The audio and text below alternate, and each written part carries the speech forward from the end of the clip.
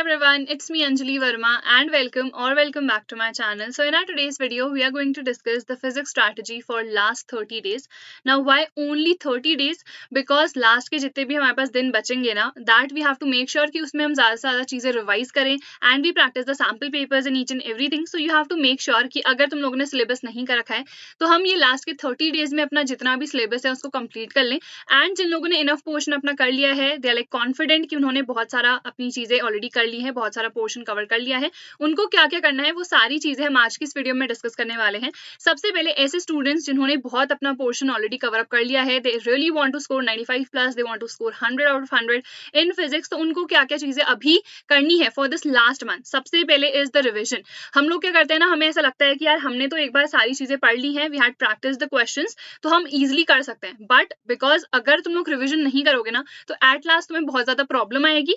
Because ऐसा होता है कि अगर हमने बहुत पहले एक चीज पढ़ रखी थी बट उसको हमने रिवाइज नहीं करा है तो मोस्ट प्रोबेबली तुम वो चीज भूल जाओगे and you'll have to study that particular chapter as such कि तुमने पहले बिल्कुल भी वो नहीं पढ़ा होगा, तो उसमें ज्यादा टाइम लगता है. तो इसीलिए रिविजन बहुत ज्यादा इंपॉर्टेंट है. जितने तुम्हारे चैप्टर्स है लाइक 14 है, जितने तुमने अभी तक कवर कर लिए हैं, मे बी मान लो किसी स्टूडेंट ने 10 ही अभी तक कवर करे हैं, बट उसे सबसे पहले ना रिवाइज कर लेना है. ऐसा नहीं है कि फर्स्ट चैप्टर हमने बहुत महीनों पहले पढ़ा था एंड अभी हमने उसको रिवाइज तक नहीं करा है. सो रिविजन डेफिनेटली कर लेना. एंड उसके बाद ऐसे स्टूडेंट्स जिनका रिविजन भी हो चुका है उनको प्रैक्टिस करने हैं सारे के सारे हमारे प्रीवियस ईयर क्वेश्चन पेपर्स. ठीक है, पीवाईक्यूज बहुत ज्यादा इंपॉर्टेंट होते हैं, हमेशा ही मैं तुम लोग को बताती हूँ. एटलीस्ट 5 से 10 पीवाईक्यूज डेफिनेटली प्रैक्टिस करना. लाइक मैंने 20 पीवाईक्यूज प्रैक्टिस करे थे. 20 कैसे, लाइक प्रीवियस 10 ईयर्स आते हैं, बुक आती है, तुम लोग को भी पता है, तो उसमें 2 सेट्स होते हैं जनरली. सो टोटल हो गए 20. इस तरीके से ना सेट्स तुम लोग को प्रैक्टिस करने हैं. कई पेपर्स में तुम्हें सेट्स नहीं मिलेंगे, सेम सेट रहता है बिकॉज, तो वो तो तुम्हारे लिए अच्छी बात है ना कि तुम्हें कम थोड़े पेपर्स प्रैक्टिस करने पड़ेंगे. तो एटलीस्ट 5 से लेके 10 पीवाईक्यूज डेफिनेटली प्रैक्टिस कर लेना. Yes, you can go for the sets also.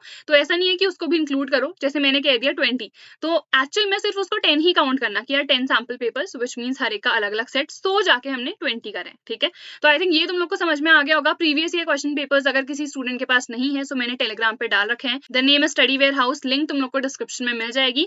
Join करो टेलीग्राम, वहां पे जो भी पीडीएफ्स है उनको डाउनलोड करो, उसकी हेल्प तुम लोग ले सकते हो. अगर तुम लोग को पेपर मटेरियल ही चाहिए है सो उस केस में तुम लोग पीवाईक्यूज परचेस कर सकते हो. एंड ओसवाल गुरुकुल के जो पीवाईक्यूज की बुक है वो काफी अच्छी है, you can check that out. And sample papers practice definitely करने हैं. Now why sample papers? अगर हम ऑलरेडी पीवाईक्यूज प्रैक्टिस कर चुके हैं तो सैंपल पेपर्स ना इसलिए इंपॉर्टेंट है because your pattern has been changed and exactly जिस पैटर्न के क्वेश्चंस आने वाले हैं उस पैटर्न को प्रैक्टिस करना बहुत ज्यादा इंपॉर्टेंट है, be it for any particular subject. तो फिजिक्स में भी ना स्पेसिफिकली जो पैटर्न है, like we have the MCQ type questions, उनको प्रैक्टिस करना है. केस बेस्ड क्वेश्चंस है, असर्शन रीजन टाइप है, very short long type questions हैं, तो उस टाइप के क्वेश्चंस को भी तुम्हें प्रैक्टिस करना है. एंड सैंपल पेपर्स के लिए कौन सी बुक हम प्रेफर करें, तो अगेन ओसवाल पब्लिशर्स की हमारे पास 36 सैंपल क्वेश्चन पेपर्स की बुक आती है.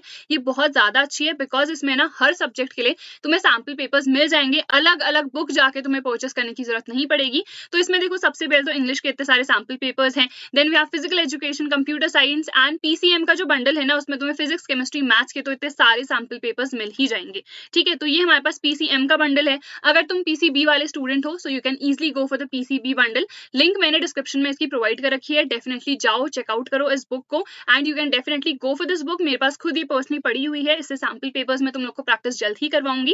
एंड अगर सारे ही सैंपल पेपर्स तुम लोग को चाहिए है ना सो डेफिनेटली खुद से इस बुक को परचेस करना. इसकी जो लिंक है डिस्क्रिप्शन में है, थोड़ा सा स्क्रॉल डाउन करना तुम्हें ये बुक भी मिल जाएगी. Initially I think class 10th की है, थोड़ा सा स्क्रॉल डाउन करना 12th की भी बुक तुम लोग को वहां पे मिल जाएगी. ठीक है, तो I think this is pretty much clear to you people. So ऐसे स्टूडेंट्स जिन्होंने मैक्सिमम पोर्शन अपना कर लिया है उनको क्या क्या चीजें करनी है वो तो मैंने बता दिया. बट ऐसे स्टूडेंट्स का क्या जिन्होंने लाइक अभी तक उतनी अच्छी प्रिपरेशन बिल्कुल नहीं कर रखी है, मान लो 2-3 ही चैप्टर तुम लोगों ने कर रखे हैं and you still want to score really really good. अगर तुम लोग को अभी से भी बहुत अच्छा स्कोर करना है ना तो तुम्हें क्या क्या चीजें कवर अप करनी है वो मैं तुम लोग को बताती हूँ. ठीक है, तो अब हम आ जाते हैं उन स्टूडेंट्स की कैटेगरी में जिन्होंने बहुत कम पोर्शन अपना कवर अप कर रखा है. तो सबसे पहले तो सिलेबस अपना कंप्लीट करो, that's the main point. Because हर एक चैप्टर तुम्हारा कंप्लीट होना चाहिए सो दैट उससे रिलेटेड अगर कोई क्वेश्चन आए तो इधर उधर की चीज थोड़ी बहुत तो तुम एटलीस्ट वहां पे कुछ भी मेंशन कर सको. तो सिलेबस सबसे पहले कंप्लीट कर लो. कैसे कर सकते हैं, तो सिंपली वन शॉट्स फॉलो करो.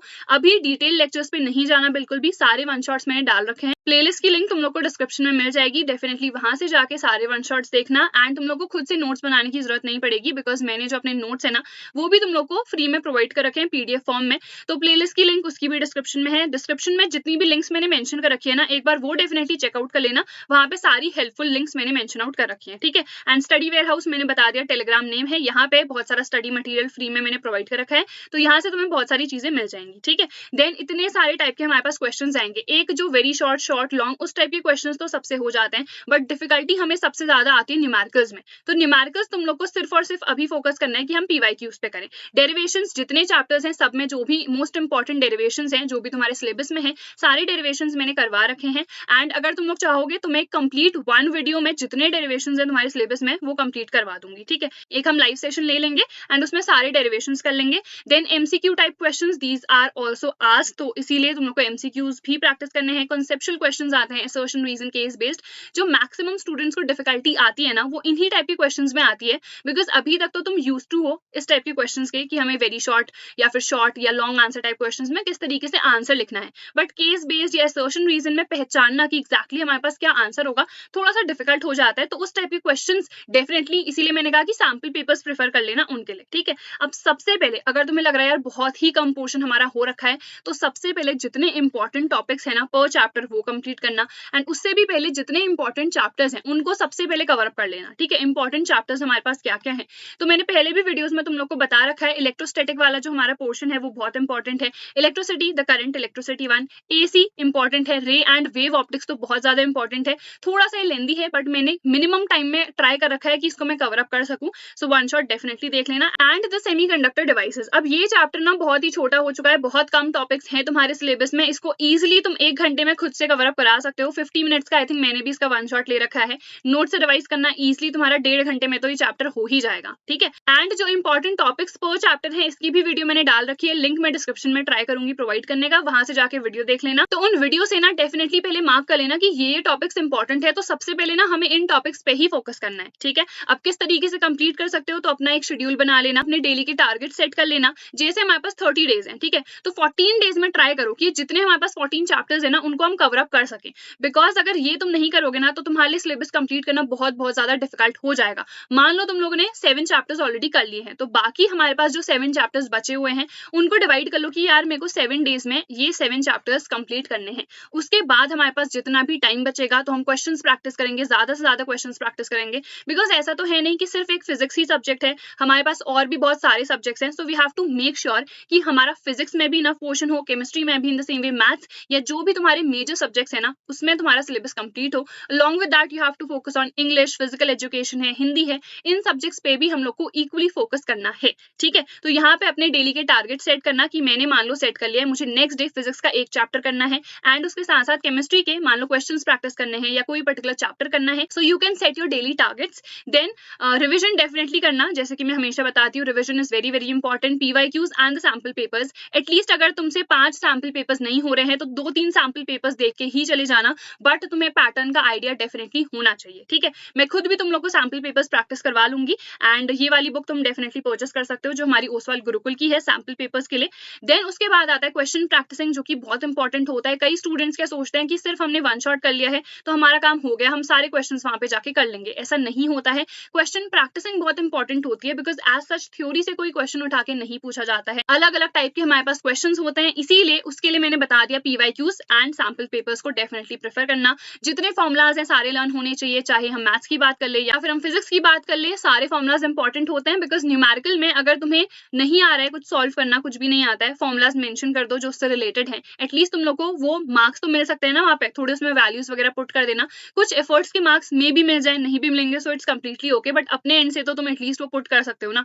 देन उसके बाद don't keep a lot of resources. अब ऐसा नहीं है कि तुम लोगों ने क्या किया कि सैंपल पेपर्स एक पब्लिकेशन के भी खरीद लिए, दूसरे के भी खरीद लिए, नहीं, सिर्फ एक सैंपल पेपर की बुक होनी चाहिए, सिर्फ एक पीवाईक्यू की बुक होनी चाहिए, अलग अलग बुक्स तुम लोग को नहीं परचेस करनी है। एंड मेनली क्या है, क्वेश्चन बैंक तुम रख सकते हो, एक सैंपल पेपर की बुक एंड एक पीवाईक्यू की बुक। ये नहीं है कि बहुत सारी बुक्स ले आए, बिकॉज मैंने भी अपने टाइम पे ऐसा कर रखा था कि मुझे लगता था यार जितनी ज्यादा बुक्स होंगी ना उतना मिले बेटर है, बट ऐसा बिल्कुल नहीं होता है, लास्ट में वो खिचड़ी पक जाती है, हमें खुद भी कुछ समझ नहीं आता है कि यार हमने क्या पढ़ा था, कहाँ से पढ़ा था।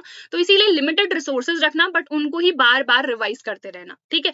देन न्यूमेरिकल वीडियोस तुम डेफिनेटली देख सकते हो न्यूमेरिकल्स के लिए, बिकॉज अगर तुम्हें अप्रोच समझ में नहीं आ रहा है, तुम्हारे स्कूल में नहीं कराए गए हैं न्यूमेरिकल क्वेश्चंस, तो वीडियो सर्च कर लो, वहां पे बेसिक से बिल्कुल को स्टार्ट कराया जाता है, बेसिक से क्वेश्चंस करो, फिर थोड़ा मीडियम लेवल पे जाओ, फिर थोड़ा हाई लेवल पे जाओ, ठीक है। एंड डेरिवेशंस के लिए रिटन प्रैक्टिस बहुत ज्यादा इंपॉर्टेंट है। जितने डेरिवेशंस मैंने कराए हैं ना, उनकी रिटन प्रैक्टिस करते रहो। नोट्स पीडीएफ मैंने ऑलरेडी प्रोवाइड कर रखी है, वहां से सारे डेरिवेशंस तुम लोग को मिल जाएंगे। देन बोर्ड्स ओरिएंटेड ही न्यूमेरिकल्स प्रैक्टिस करना, ऐसे नहीं है कि जेई मेंस के हम लोग कर रहे हैं, बिकॉज अभी अगर तुम लोगों ने बोर्ड्स की ही प्रिपरेशन नहीं कर रखी है ना, तो वो तो अभी तुम भूल ही जाओ। अभी मेन फोकस तुम्हारा बोर्ड्स पे होना चाहिए, ठीक है। Then revision, like I told you, बहुत बहुत ज्यादा इंपॉर्टेंट है। Once you done with your syllabus, you have to revise your whole syllabus, so that last में ऐसा ना हो कि हम कोई भी चीज भूल जाए। So that is it for our today's video. In case you face difficulty in any particular thing, you can leave it in the comment section below. I'll try my best to reply. That is it for our today's video. I'll see you guys in the next video. Till then, take care.